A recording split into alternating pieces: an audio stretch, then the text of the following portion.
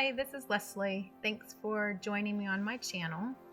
Something that I created a couple years ago for my clients for these portraits that I do.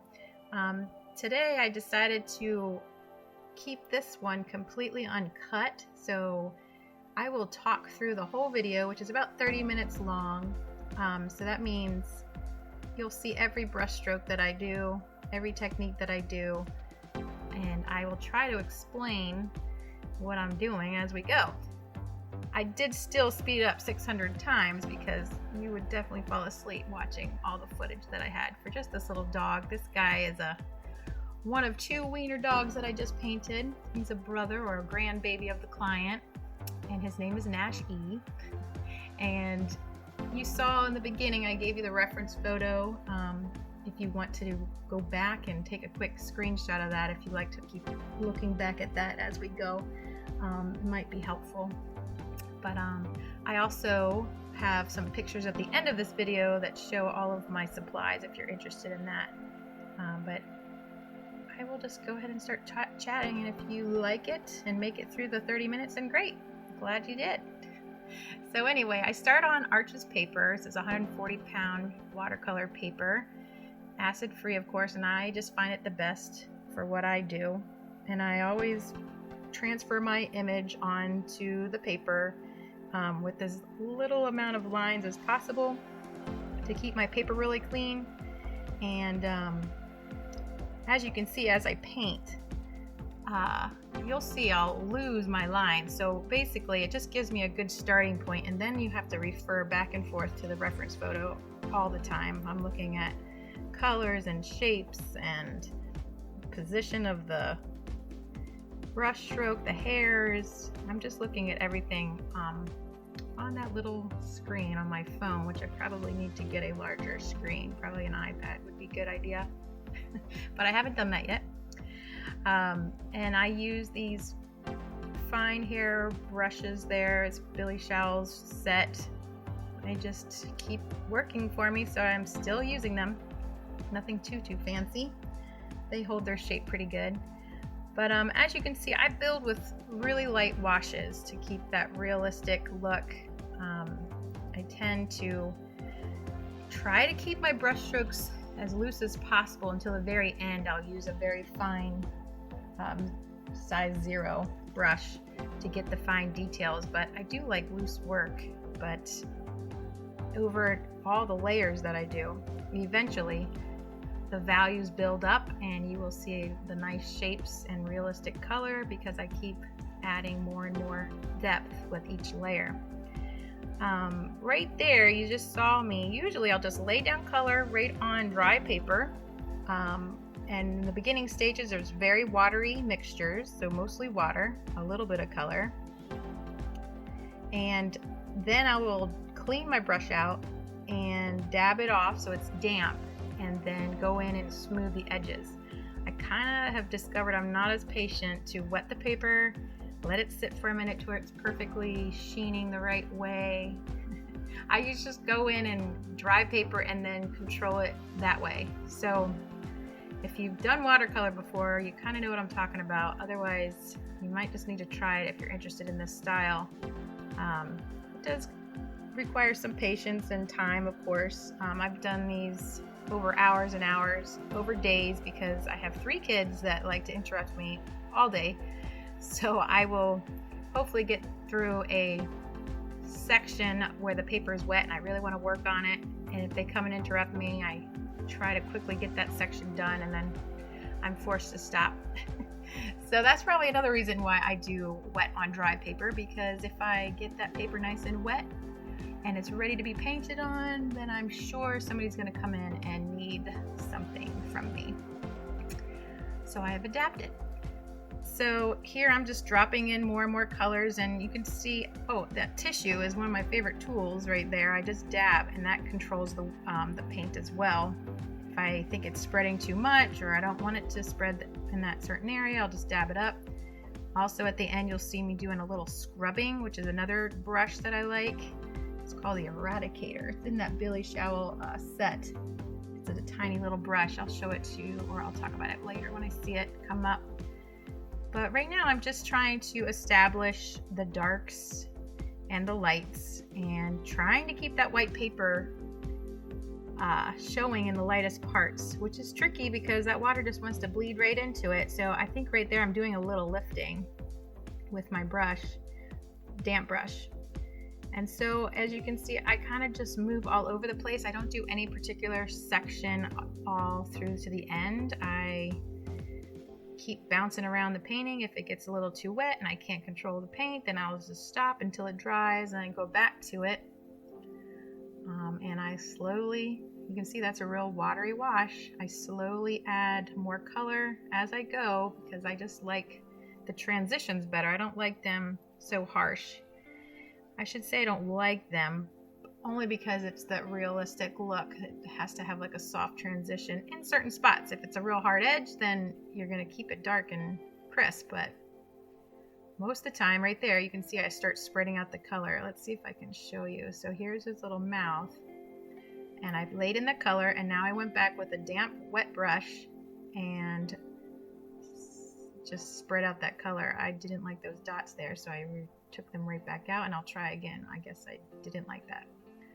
That's another reason why I have a tissue in my hand at all times, just in case I put something down I don't like it, because remember, once it dries it's a little bit tough to get up, especially certain colors, but otherwise you'll be scrubbing a whole bunch with that little brush and you can wreck your paper. So you don't want to do that too much, but it does give you a little bit of a emergency leeway, I guess. Or watercolor is known to be kind of tough because you can't really erase it once you put it down. So I just do very light layers and keep building up so that I don't really run into those issues of too dark and then can't get it back up. So and you can see this color looks very kind of grayish. So I will go back and I will lay more darker colors in there, warmer colors. But again, I am totally focused on that reference photo. So I try to keep to it the best I can because these clients, they want to see their pet. And I'm not making up a pet here. I'm trying to match what they know and love about their pet. So, of course, sometimes it's a little bit different than the photo, obviously. It's a painting. But I try to match it as best I can.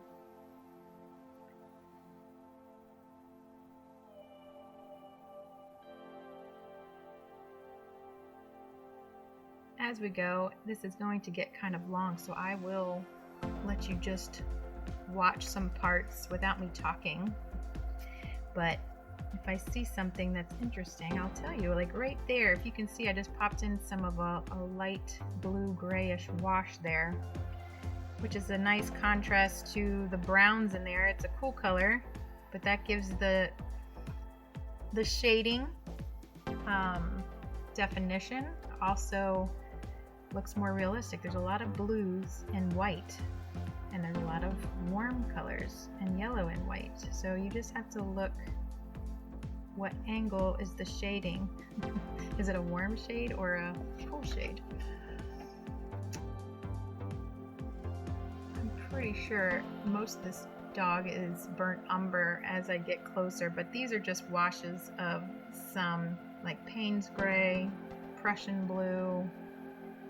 There you can see some warmer colors coming in, and it will take some layers to get that dark, but any of the little highlights in the fur I try to keep by building it up. I never really use any kind of white. I don't use, like, I know there's Dr. Martin's bleed proof white. I have some of that. I've never used it. I kind of like the purity of just watercolor on the paper, and I really try hard to keep the white of the paper. Kind of a classic thing. I've had white gel pens. I've seen artists that do that. It just doesn't look as natural or the way I like it, to be very soft and organic looking. Just a preference.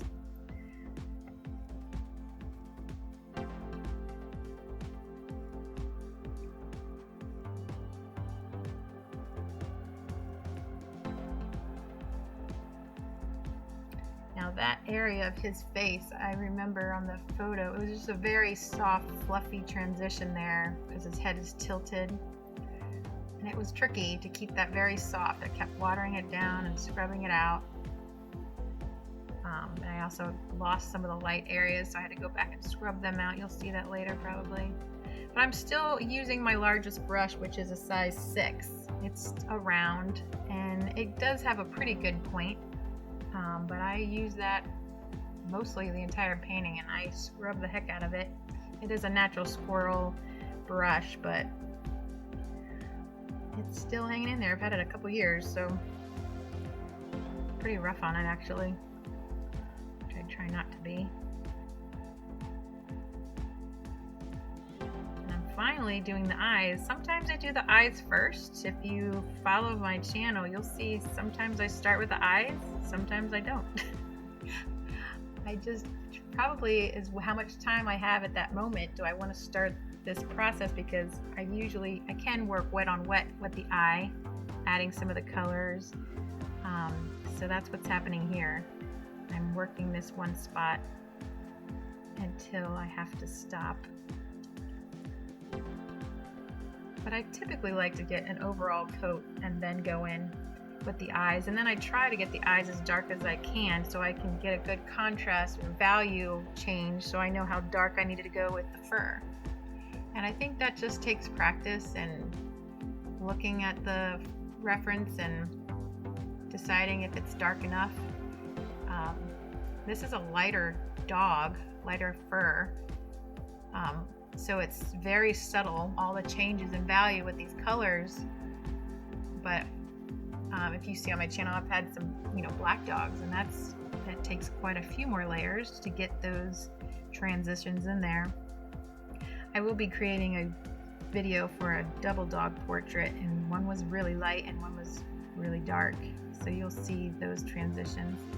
And if you do watch this whole thing and you've gotten this far, please comment and let me know if you like this format or just stick with the high speed with just music. I like those too, because I just like watching process videos myself, just to see what other artists do.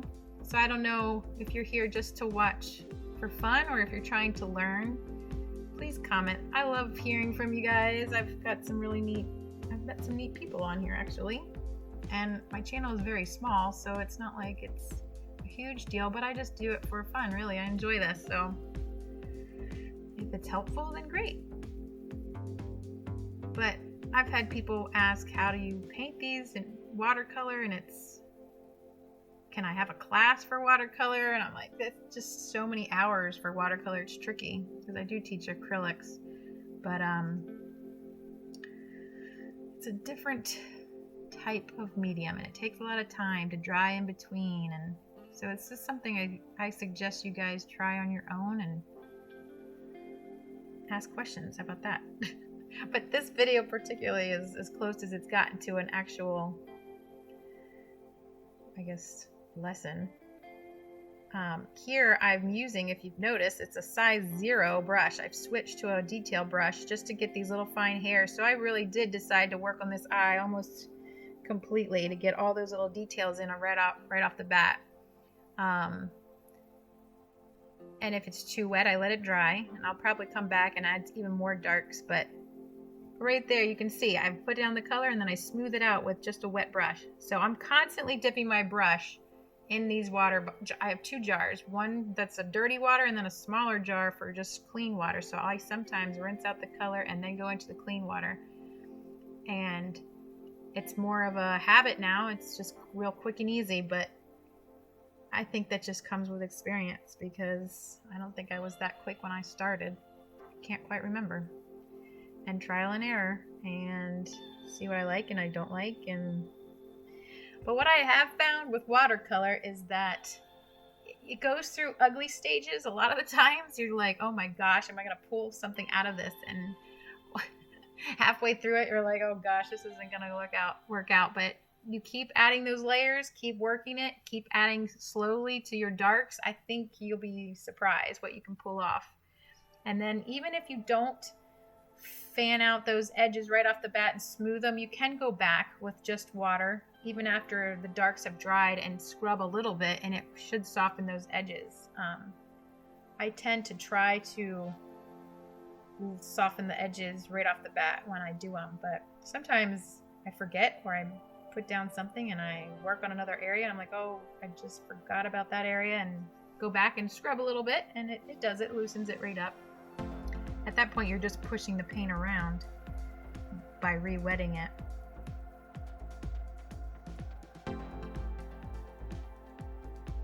And his little neck had these creases in there that were kind of tricky. I didn't want it to look like stripes, so I was trying to make them look a little more natural by breaking up the contrast there.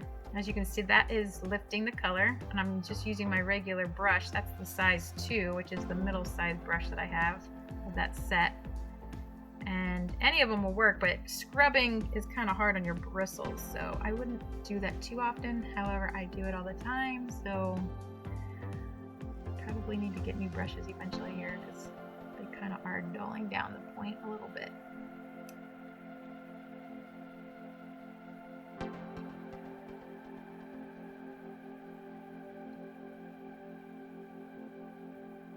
And if I slowed this down, you could see that the brushes, or the strokes, are not super fast. I mean, you can see that they're super fast right here, but they slow down, and actually I think I have a section where I slow down for you coming up. And here it is.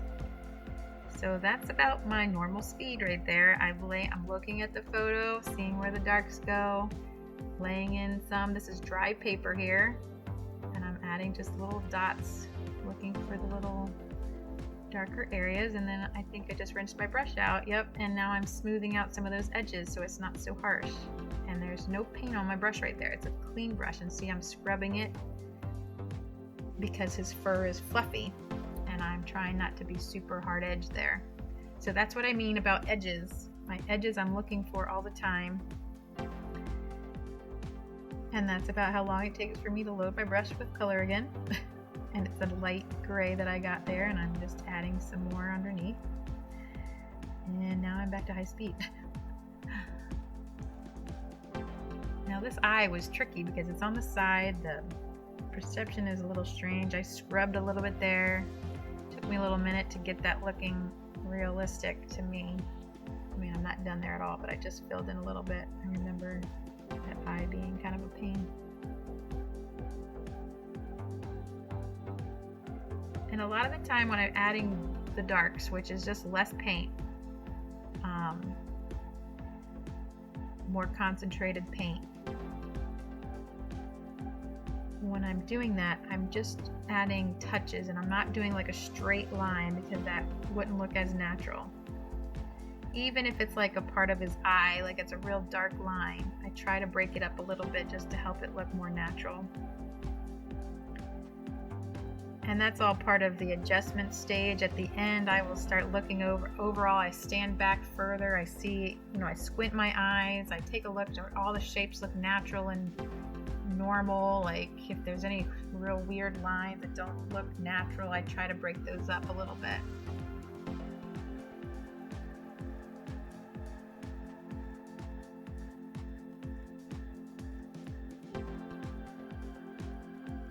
And his overall look here is still very gray, so there's still layers of just pure color that I will put on there to warm him up a bit. He is kind of a grayish tan dog anyway, but I tried to brighten him up a little bit with some color.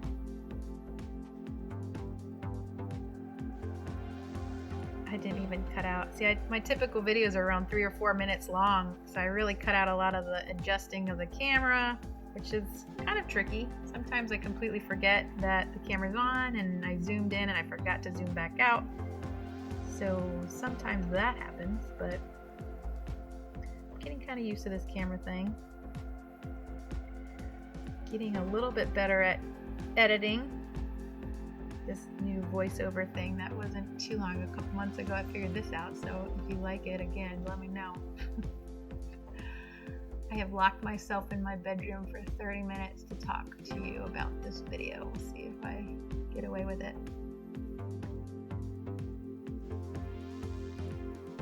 I don't know if you know too much about me, if you're new to the channel, or if you follow me on Instagram, which you're more than happy or more than welcome to do that.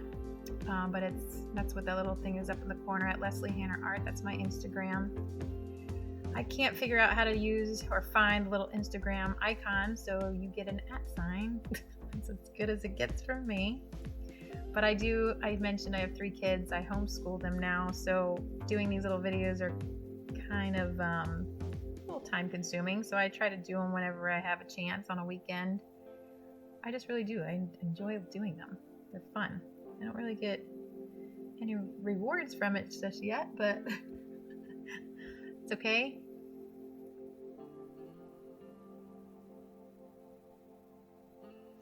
So I mentioned that I try to keep my strokes loose. Well, what I mean by that is it might look very tight to you and realistic at the end, but I try to keep just hints of hair. I don't try to paint every single hairline or hair follicle or whatever you want to call them. I do try to give you hints of the direction of the hair, where it's going, the ear as well. The further away from the eyes and the nose is, I try to keep as loose as possible so that the focus is really on the eyes and the nose. I do add some little hairs all over the place at the end just to give it something interesting to look at when your eye is bouncing around the painting. But at this point, I am now, all the shapes are in pretty good. Now I'm focused on the tones and the shading, making sure like his neck is going in, so that has to be darker. I'm looking at the paint or the picture, the photo reference, making sure his head looks round, or is it really dark enough? And what color is that shadow on his cheek? Is it brown? That's more of a blue-gray there. So like on black dogs, there's mostly blue. It's not really a lot of, well, unless it's in the sun, it's brownish black, but mostly there's a lot of blue in there.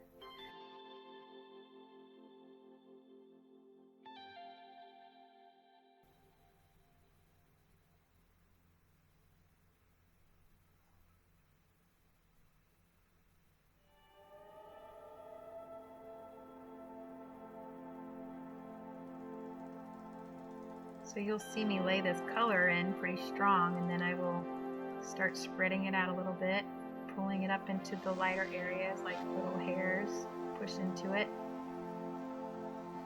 just shaping that mouth there.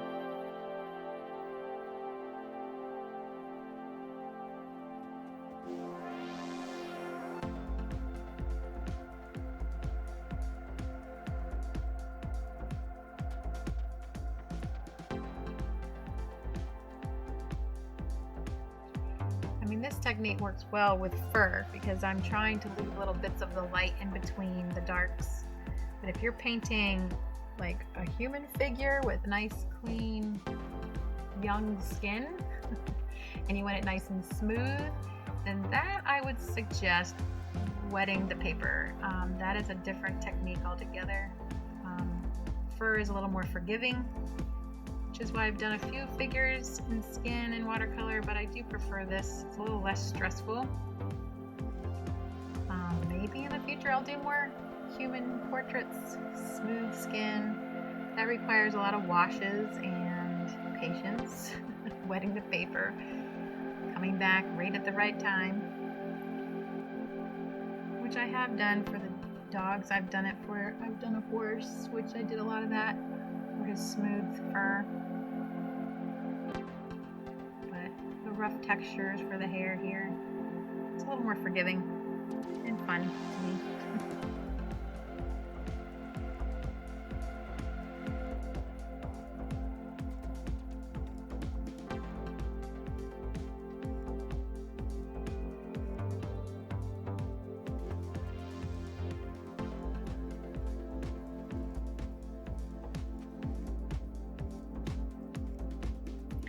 Now I'm going in with a little bit darker paint, but still trying to keep that light area light, and adding just a few of the hairs in there, some directional hairs so you can see the shape of his head. not my finest tip brush there. It's just the number 2.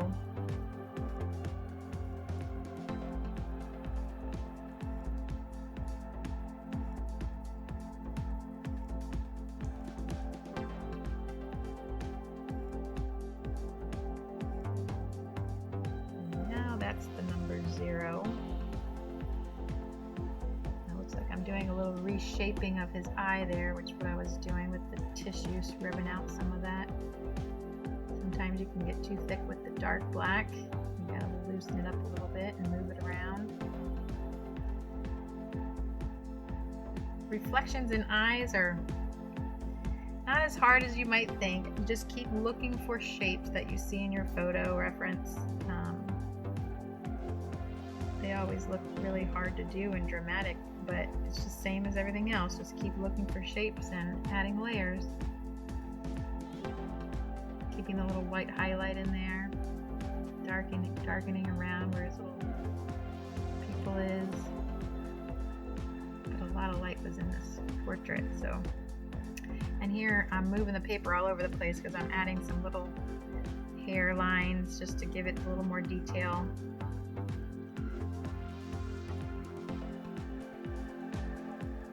I'm almost done with this portrait.